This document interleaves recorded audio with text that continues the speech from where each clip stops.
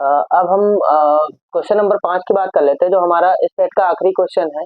इसमें पहला क्वेश्चन लिखा गया है, ये भी आपके दोनों क्वेश्चन क्या है, दोनों में से कोई आपको एक करना है और ये भी आपके 6 मार्क्स के हैं। ये वाला भी 6 मार्क्स का है और ये वाला भी 6 मार्क्स का है। तो इसमें जो पहला क्वेश्चन लिखा है कि एक अर्धगोला और एक लंबवृत्तीय शंकु, एक अर्धगोला और एक लंबवृत्तीय शंकु के समतल आधारों को जोड़कर एक ठोस निर्मित किया गया है। ठीक, तो ये क्या है, ये हमारा एक शंकु है, ये अर्धगोला है। ठीक, और इसी पे क्या किया गया है, एक शंकु जोड़ दिया गया है। ठीक, जोड़कर एक ठोस निर्मित किया गया है। यदि इस प्रकार बने ठोस का संपूर्ण आयतन 45 पाई घन सेंटीमीटर। ठीक, तो इसमें कहा गया है कि इसका आयतन और इसका आयतन दोनों मिला के 45 पाई घन सेंटीमीटर है। शंकु की ऊंचाई 9 सेंटीमीटर है, तो ये शंकु की ऊंचाई है, ये आपको कितनी दे रखी है, 9 सेंटीमीटर। ठीक है, और तो उभयनिष्ठ समतल का व्यास बताना, तो आपको इसका व्यास बताना है। तो आप देख रहे हो यहाँ क्या दिया है, ठोस का कुल आयतन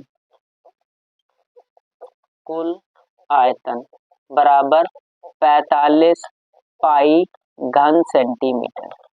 अब इस ठोस में घन सेंटीमीटर, अब इस ठोस में कौन कौन आ रहा है, अर्धगोला आ रहा है, तो लिखेंगे अर्धगोले का आयतन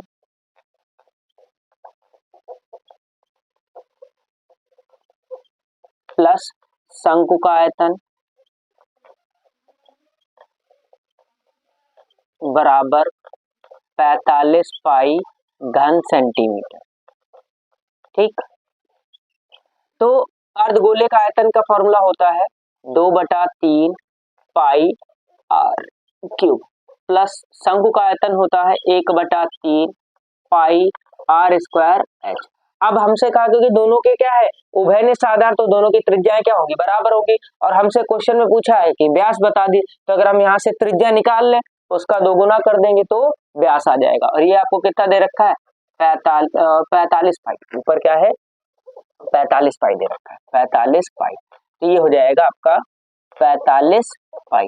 तो इसमें से आप देख रहे हो कॉमन आपको क्या मिल जाएगा, पाई/3 कॉमन मिलेगा, यहाँ से पाई मिलेगा, नीचे 3 मिलेगा, तो ये क्या बन जाएगा, ये 2 बचेगा और ये वाला आर क्यूब मिलेगा, प्लस यहाँ से पाई कॉमन निकल गया, 3 कॉमन निकला, बचा है क्या, आर स्क्वायर। और एच का मान आपको कितना दे रखा है, 9, इसकी ऊंचाई कितनी दे रखी है, 9, बराबर ये हो गया 45 पाई। तो पाई से पाई कट गया, यहाँ क्या बचेगा, 2 R cube plus 9 R square, और ये 3 इधर पहुंचा दो, बराबर 45 गुणे 3, तो ये क्या हो जाएगा, 2 R cube plus 9 R square minus, इसको इधर प्लस में है तो इधर आएगा माइनस में, तो इनको गुणा कर लेते हैं, कितना हो जाएगा, 3 का 5 से करोगे 3 5 15, 3 4 12 1 13, 135 बराबर 0। अब ये कैसी बन गई, ये बन गया आपका त्रिघात समीकरण। अब त्रिघात को आप 9th में पढ़ के आए हो, शेषफल प्रमेय से सॉल्व करते हैं। अब वो क्या होती है कि इनमें से हमें क्या करना होगा, आर के कोई एक ऐसा मान रखना होगा जिसपे ये 0 हो जाता है। तो सबसे पहले आर बराबर 1 रख के चेक करते हो, तो जब आर बराबर 1 रखोगे तो 1 का क्यूब 1 रहेगा, और 2 से गुणा करोगे तो 1 और 2 का गुणा 1, और यहाँ कितना हो जाएगा 9, 9 और 2 11, क्या 0 आया, नहीं आया।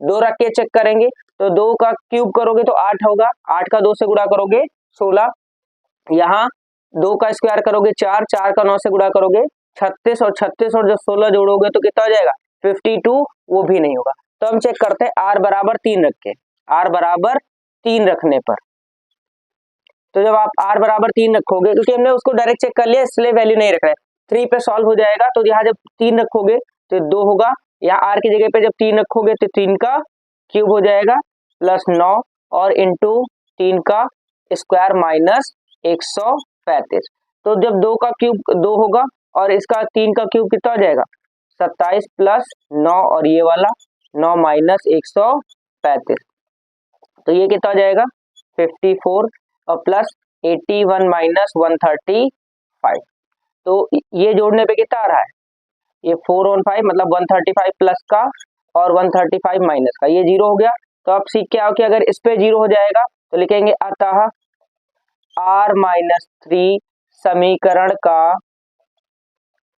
एक शून्यक है, एक शून्यक।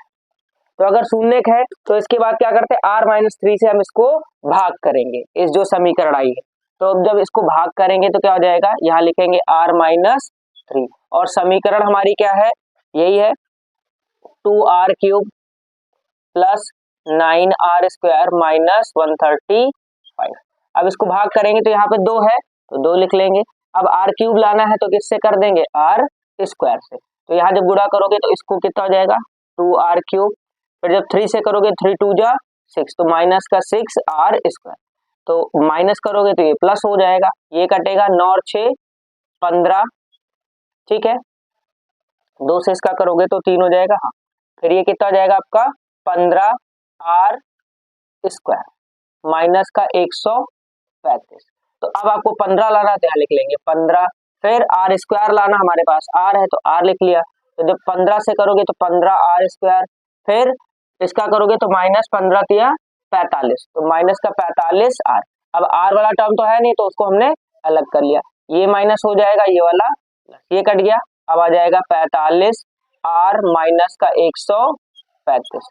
अब क्या करेंगे तो लिख लेंगे प्लस 45, तो जब 45 से करोगे तो कितना हो जाएगा 45r माइनस 135, ये होगा माइनस, ये वाला प्लस, कट गया 0। तो अब एक समीकरण यहाँ से मिलेगी, ये कितना है 2r² प्लस 15r प्लस का 45 बराबर 0। तो दो गुणनखंड, क्योंकि इस पे पावर कितनी लगी थी 3, तो इसके 3 गुणनखंड मिलेंगे, एक हमें गुणनखंड ये मिल गया और 2 गुणनखंड हमको यहाँ से मिल जाएंगे। अब यहाँ गुणा करोगे 45 का 2 से गुणा करोगे 90, ठीक, और 90 के ऐसे कोई गुणनखंड है नहीं कि जिससे आपको क्या मिल जाए, 90 के ऐसे कोई गुणनखंड नहीं कि घटा की जोड़ के हमें 45 मिलता है, ठीक। तो क्योंकि 90 में 18 5 का गुणा करोगे 90 या 10 और 9 का गुणा करोगे तो 90, तो क्या करेंगे इसको आप सॉल्व करके चेक करोगे तो यहाँ से मिलेगा समीकरण के काल्पनिक मूल प्राप्त होंगे, काल्पनिक मूल प्राप्त होंगे। वो कैसे चेक करोगे, b² माइनस 4ac निकाल के, तो b का मान कितना है 15, बता दे रहा हूँ 15 माइनस 4, a का मान 2 और c का मान कितना है 45, ठीक। तो 15 का स्क्वायर 225 हो जाएगा, माइनस यहाँ कितना हो जाएगा 45 का 2 से गुणा करोगे 90 और 4 से करोगे तो 360, यहाँ माइनस करोगे तो आपको कितना मिलेगा, 10 में से 5 माइनस होगा 5 मिलेगा, और यहाँ बचा 5 में से 2 माइनस कर लोगे 3 मिलेगा, और यहाँ आपका ये तो 2 बचेगा, यहाँ बचेगा आपका 3 से 2 माइनस करोगे 1, कितना है माइनस का 135, जो मान क्या हो गया 0 से छोटा है। तो आप सीख क्या, अगर b² माइनस 4ac का मान 0 से छोटा है तो लिखते हो कि काल्पनिक मूल या कोई वास्तविक मूल नहीं, काल्पनिक मूल। तो हम काल्पनिक मूल मिल गए, लेकिन r का मान एक तो हमें मिल चुका ना, r-3, r का मान क्या था 3, तो उसको हम यहाँ पे रख के सॉल्व कर ले रहे हैं इधर, ठीक। तो r का मान क्या हो जाएगा, r बराबर कितना आ गया 3, तो आपसे पूछा है व्यास बता दो, तो व्यास बराबर क्या होगा इसका डबल, तो 2 गुणे 3, तो 2 और 3 का गुणा कितना हो जाएगा 6 सेंटीमीटर हमारा आंसर आ जाएगा। समझ गए, थोड़ा सा डिफिकल्ट था क्योंकि यहाँ तक तो आप सॉल्व कर लोगे लेकिन फंसोगे इसके आगे। अब इसके आगे आपको याद रखना कि अगर क्यूबिक समीकरण आ रही है तो फिर क्या करोगे, आप शेषफल प्रमेय का यूज करोगे जो आप 9th में पढ़ के आए, ठीक है। इसके बाद इसका जो सेकंड क्वेश्चन है वो हम नोट करते हैं, उसको सॉल्व कर लेते हैं, और इसके बाद हमारा जो चैप्टर इसका जो पहला वाला सेट नंबर जो कर रहे हैं सेट 2DW वो कंप्लीट हो जाएगा, ठीक है। तो जो ये क्वेश्चन लिखा है कि 3 मीटर व्यास का एक कुआं 14 मीटर गहराई तक खोदा जाता है, इससे निकाली हुई मिट्टी को कुएं के चारों ओर 4 मीटर चौड़ी एक वृत्ताकार वलय बनाते हुए समान रूप से फैलाकर एक प्रकार का बांध बनाया जाता है, इस बांध की ऊंचाई ज्ञात करनी है। तो हम देख ले रहे हैं इसको, तो पहले हम कोशिश करते हैं, इसका डायग्राम बनाते हैं। जब भी देख रहे हैं ये क्या है, एक कुआं है, 3 मीटर व्यास का एक कुआं है, तो ये वाला हमारा कितना है, ये कुआं है जिसका व्यास आपको कितना दे रखा है, d बराबर 3 मीटर। तो अगर त्रिज्या की बात करेंगे तो कितना हो जाएगा 3/2 मीटर हो जाएगा, ठीक है। और 14 मीटर गहराई तक खोदा जाता है, मतलब ये h का मान कितना आपको दे रखा है 14 मीटर गहराई तक ये खोदा जाता है। फिर कहा गया था इससे निकाली गई मिट्टी वो कुएं के चारों ओर 4 मीटर चौड़ी, तो इसके बाहर बाहर ये क्या कर रहे हैं, एक वलय बना दे रहे हैं जिसकी चौड़ाई कितनी है, 4 मीटर। मतलब ये वाली जो आपको दे रखी है वो 4 मीटर चौड़ाई की वलय है। ठीक, बनाते हुए समान रूप से फैलाकर एक प्रकार का बांध बनाया जाता है। इस बांध की ऊंचाई, तो वलय रखेंगे तो वलय लगातार वलय बनाओगे तो बन कैसा जाएगा, वो भी तो आपका एक बेलन ही बनेगा। तो क्या लिखेंगे, वलय का आयतन, यहाँ क्या हो जाएगा, वलय का आयतन, वलय का आयतन बराबर कुएं का आयतन, बेलनाकार, बेलनाकार कुएं का आयतन, कुएं का आयतन। तो वलय का आयतन क्या हो जाएगा, पाई, फिर आर का मान यहाँ से कितना हो जाएगा, ये तो हमारे पास 1.5 है और ये वाली कितनी है, 4 है, तो ये हो जाएगी हमारे पास टोटल बाहरी वाली आर हो जाएगी 4 ये वाली और प्लस का 1.5, मतलब ये हो जाएगी 5.5 और अंदर वाली आर कितनी होगी, वो हमारे पास 3/2 है, मतलब 1.5 ही। ठीक, तो हम इसी को सॉल्व करते तो यहाँ कितना हो जाएगा, pi capital R square minus R square, और इसकी लिख लेते हैं माना वलय की ऊंचाई, वलय की ऊंचाई बराबर स्मॉल एच, और इसकी ऊंचाई को हम क्या ले लेते हैं, कैपिटल एच। तो स्मॉल एच, और बेलनाकार कुआं है तो पाई आर स्क्वायर और इसके लिए है, तो पाई से पाई कट गया। अब कैपिटल आर का मान कितना है, ये है 5.5, ये हो गया 5.5 का स्क्वायर हो जाएगा माइनस स्मॉल आर कितना है, स्मॉल आर है 1.5, इसका स्क्वायर हो गया बराबर आर का मान कितना है 3/2 गुणे 3/2, और एच का मान हमारे पास कितना है 14 है। यहाँ सॉल्व करते हैं, ये अब देख रहे हो आइडेंटिटी लगा लेते हैं, ए स्क्वायर माइनस बी स्क्वायर, तो क्या मिलेगा ए प्लस बी, ठीक, और यहाँ पे एच छूट गया था स्मॉल एच, ए प्लस बी हो गया, और दूसरे में क्या हो जाएगा ए माइनस बी, मतलब 5.5 माइनस 1.5 बराबर कितना हो जाएगा 3/2 गुणे 3/2 गुणे 14।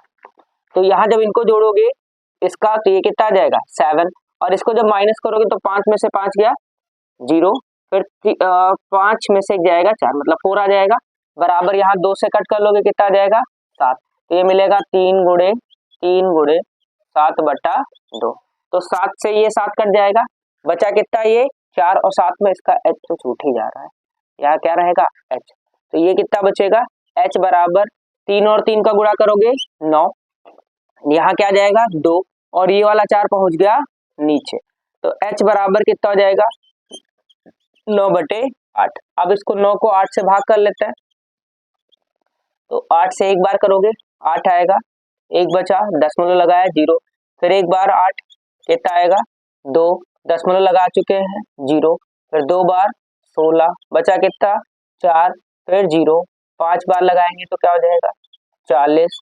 ठीक, तो यहाँ कितना हो जाएगा h बराबर 1.125, और यूनिट किस में थी, ये मीटर में था, तो इसकी यूनिट क्या आ जाएगी मीटर, ये आपका आंसर आ गया। थोड़ा सा ये आपको सेंस पे लगाना है कि कौन सी त्रिज्या इसमें बढ़ेगी, तो जब आउटर की बात करेंगे, क्योंकि आपको चौड़ाई कौन सी दे रखी थी ये वाली, तो जब बाहरी त्रिज्या की बात करेंगे तो ये जुड़ जाएगा, और आंतरिक त्रिज्या तो आपकी हाई है, और इसकी ये टोटल जो त्रिज्या बनेगी क्या आंतरिक प्लस बाह्य त्रिज्या के बराबर होगा। ठीक, तो यहाँ से हमारा ये हमने क्या किया, जब भी एक को दूसरे में बदला जाएगा तो दोनों का आयतन हमेशा क्या रहेगा समान रहेगा, तो उसके बाद क्या होता है दोनों के आयतन को बराबर कर देंगे, जो वैल्यू हमें पता करनी होगी वो हमारी वैल्यू आ जाएगी। ठीक है, तो इसके बाद ये चैप्टर जो हमारा सेट 2 था जिसका कोड था DW, उसको हमने कंप्लीट कर लिया है। तो नेक्स्ट वीडियो के लिए मिलते हैं, नेक्स्ट सेट के लिए मिलते हैं नेक्स्ट वीडियो में। Thank you.